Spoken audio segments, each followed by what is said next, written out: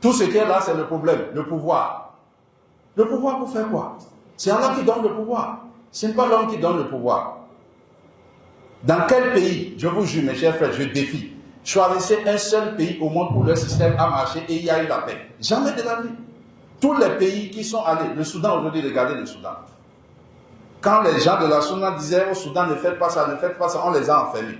Ils ont envoyé le président. Le président est parti, le Soudan est resté dans les problèmes, difficilement, tous les jours des coups d'État. Finalement, aujourd'hui, avant même déjà, les Blancs ont déjà divisé le Soudan en deux. Le Soudan du Sud, le Soudan du Nord. Même père, même mère, on les a divisés en deux. Et en plus de ça, le Soudan, où encore il y a plus de musulmans, on cherche encore à diviser ça en deux.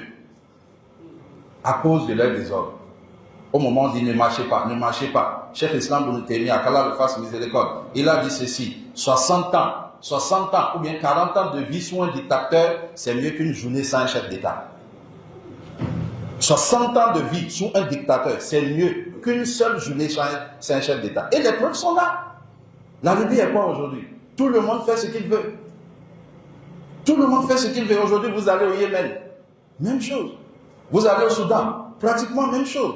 Vous allez en Syrie, même chose. Vous allez en Afghanistan, même problème. Tous ces pays-là, ce sont ceux qui ont cherché à créer les révolutions qu'on appelle la révolution arabe. La révolution arabe a rapporté quoi à la communauté musulmane?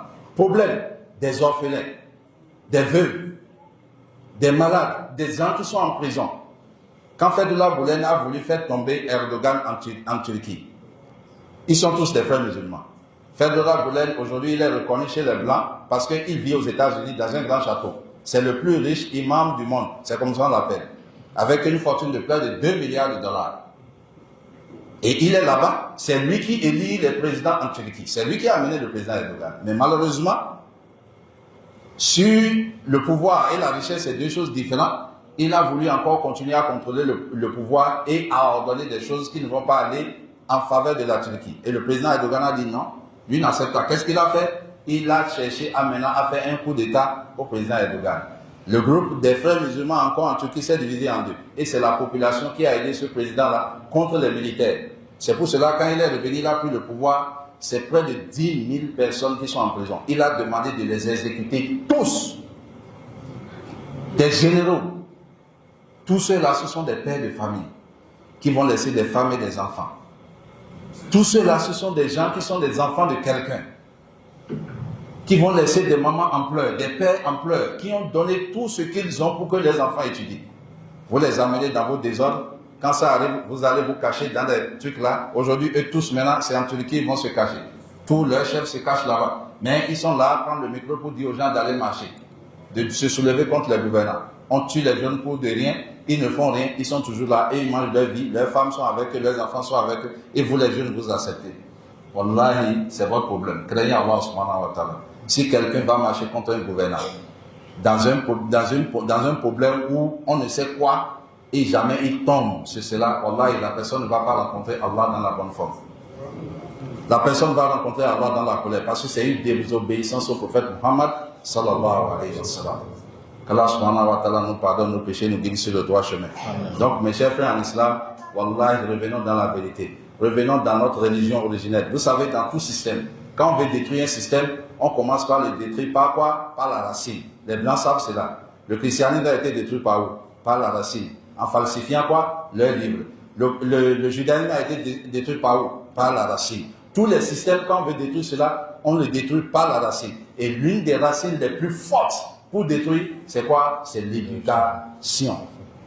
C'est pourquoi ces gens-là, ils rentrent dans toutes les universités, dans les écoles, créer des partis, créer des groupes partout, en train de les organiser dans des mafias pas possibles. Parce qu'ils ont compris que dans l'éducation, ils peuvent faciliter la mentalité d'un jeune.